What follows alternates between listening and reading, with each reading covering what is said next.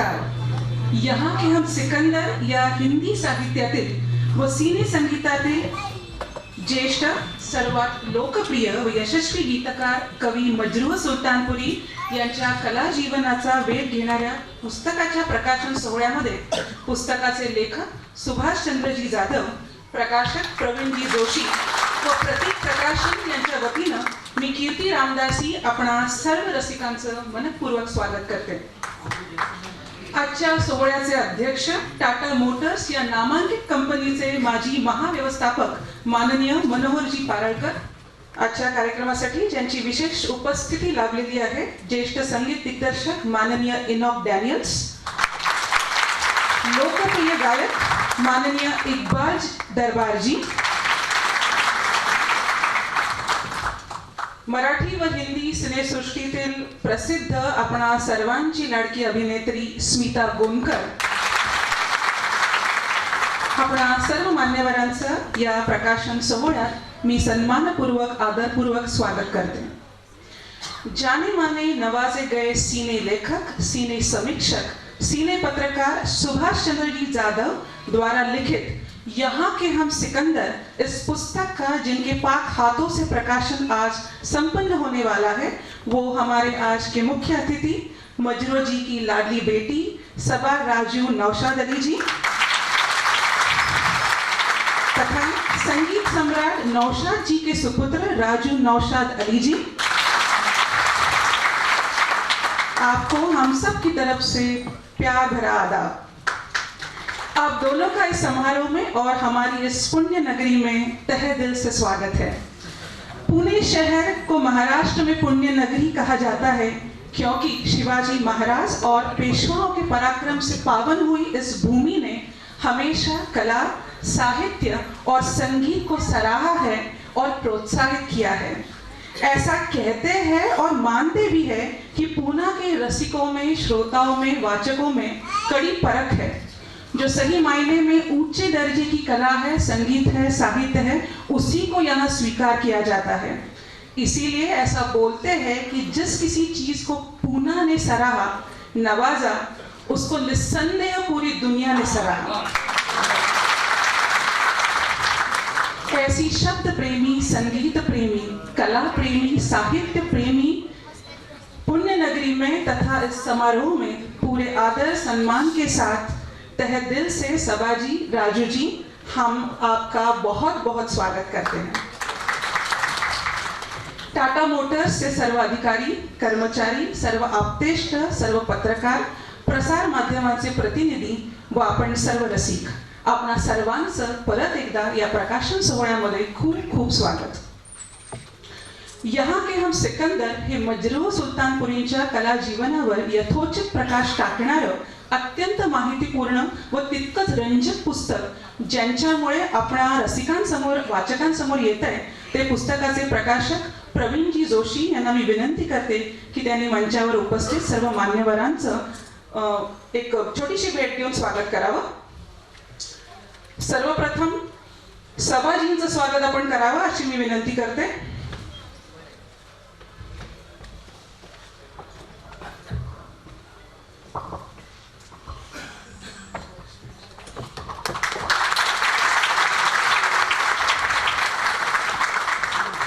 राजू जी,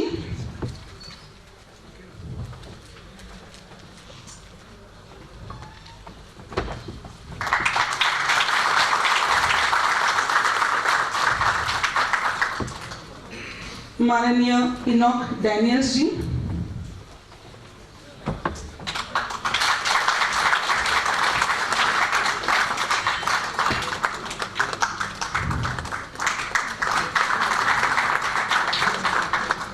माननीय इकबाल दरबार जी,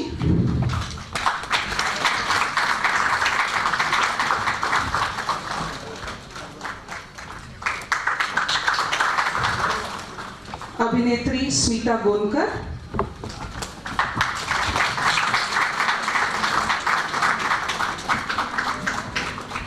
धन्यवाद प्रवीण जी। रसिक हो, सिनेमा हे माध्यम आपल्या सर्वांच्या अगदी आवडीचे आणि आपल्या मनाला भावणारे। 1950 ते 1970 हा हिंदी सिनेसृष्टीचा सुवर्ण काळ, the golden era of Indian cinema. उत्कृष्ट कथा, प्रभावी दिग्दर्शन. त्यावेळी तंत्रज्ञान खूप विकसित जरी नव्हतं तरी कथेची प्रभावी मांडणी, सहज सुंदर अभिनय, कथेला अनुसरून कथेला पुढे नेणारं, पात्र जिवंत करणारं दर्जेदार संगीत.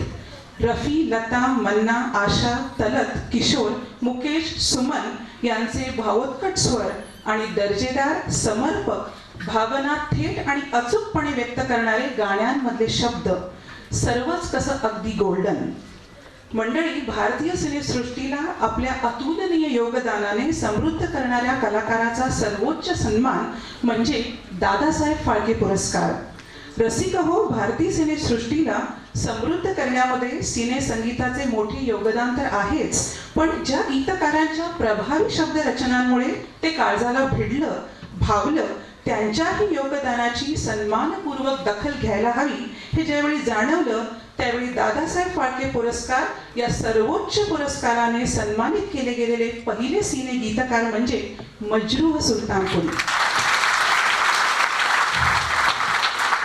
1946 ते 2000 तब्बल 54 वर्षांची दीपवणारी, अचंबित करणारी यशस्वी कारकीर्द, हजारो गीतांची निर्मिती, जवळजवळ 8000 गीतांची रचना मजरूजींनी केली. गीतकार म्हणून एवढी मोठी कारकीर्द, एवढे मोठे योगदान दुसऱ्या कोणत्याच गीतकाराचे नाही. संगीतकारांच्या, गायकांच्या आणि संगीत रसिकांच्या 5 पिढ्यांना मजरूजींच्या शब्दरचनांचा परीस स्पर्श झाला. अशा या महान कवी, शायर, गीतकाराचा कला प्रवास यहाँ के हम सिकंदर या प्रसिद्ध सिने पत्रकार, सिने समीक्षक, लेखक सुभाषचंद्रजी जाधव द्वारा लिखित पुस्तकातून संगीत रसिकांपर्यंत, वाचकांपर्यंत पोहोचणार आहे. माझ्या मते मजरूजींवरचं स्वतंत्र असं हे पहिलंच पुस्तक लिहिलं गेलेलं आहे. ज्या क्षणाची आपण सर्व रसिक आतुरतेने वाट पाहत आहोत तो सुवर्ण क्षण आलेला आहे.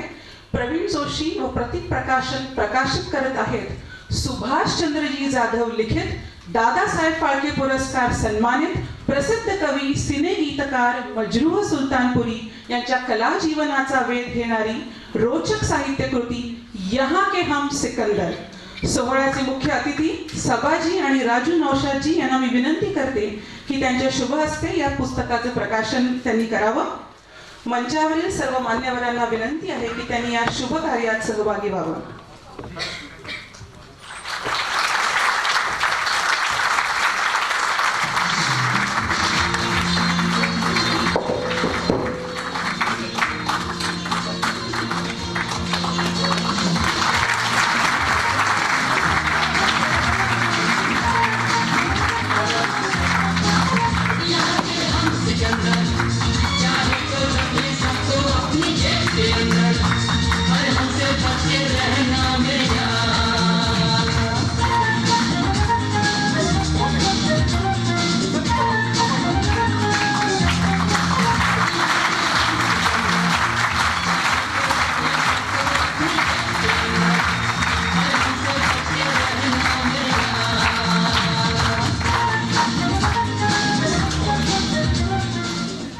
बहुत बहुत धन्यवाद सबाजी, राजूजी, सर्व मान्यवरांचे आभार.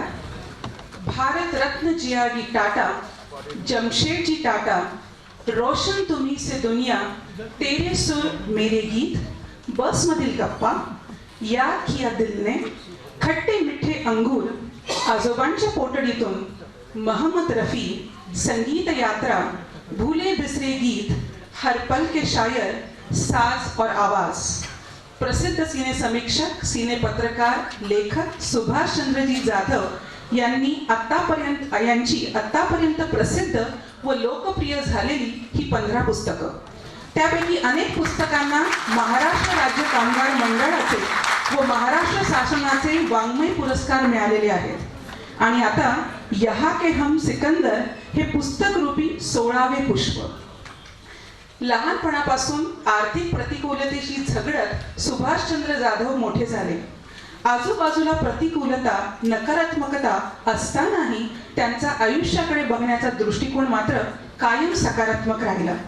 काही माणसं जन्माला येतानाच आनंद घेऊन जन्माला येतात. सुभाषचंद्रजी हे असंच एक आनंद यात्री व्यक्तिमत्व.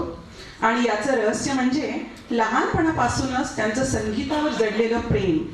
रेडिओवर लागणाऱ्या हुस्नलाल भगतराम, नौशाद, अनिल विश्वास, सी रामचंद्र, शंकर जयकिशन, मदन मोहन अशा त्यावेळच्या संगीतकारांच्या गाण्यांनी, चित्रपट संगीताने त्यांना अक्षरशः वेडावून सोडलं. पण नुसतं गाणं ऐकण्यापर्यंत ते थांबले नाहीत. गाणं जन्म कसं घेत असेल, गीतकाराला शब्द कसे सुचत असतील, गाण्याचं संगीत कसं तयार होत असेल, आधी शब्द तयार होतात की आधी गाण्याची चाल, अशा गाण्यांबद्दलच्या अनेक प्रश्नांचं काहूर त्यांच्या मनात उठायचं. आणि त्यांच्या या प्रश्नांची उत्तरं शोधण्यासाठी सुभाषजी थेट त्या गीतकारापर्यंत, वादकांपर्यंत, संगीतकारांपर्यंत आणि रेकॉर्डिंग स्टुडिओपर्यंत पोहोचले. स्वतःच्या प्रश्नांची उत्तरे तर त्यांनी शोधलीच, प्रत्येक गीतकाराच्या लेखन शैलीचा, संगीतकारांच्या संगीत शैलीचा सखोल अभ्यास केला आणि त्यांच्यातली सौंदर्य स्थळं त्यांनी पुस्तकांच्या माध्यमातून आपल्यासारख्या संगीत रसिकांपर्यंत पोहोचवली. सुभाषजी आणि आता यहाँ के हम सिकंदर 1946 साली शहाजहां या चित्रपटापासून सुरू झालेला आणि 2000च्या जानम समझा करो पर्यंतचा तब्बल 54 वर्षांचा एका असामान्य, अद्वितीय कवीचा, गीतकाराचा, शायरचा प्रदीर्घ कला प्रवास पुस्तकाच्या काही पृष्ठांमध्ये मांडायचा म्हणजे शिवधनुष्य पेलण्यासारखं आहे. तुमचं 16वं निर्मिती पुष्प तुम्ही आज संगीत रसिकांना भेट देत आहात. आम्ही सर्वजण खूप उत्सुक आहोत आपलं मनोगत ऐकायला.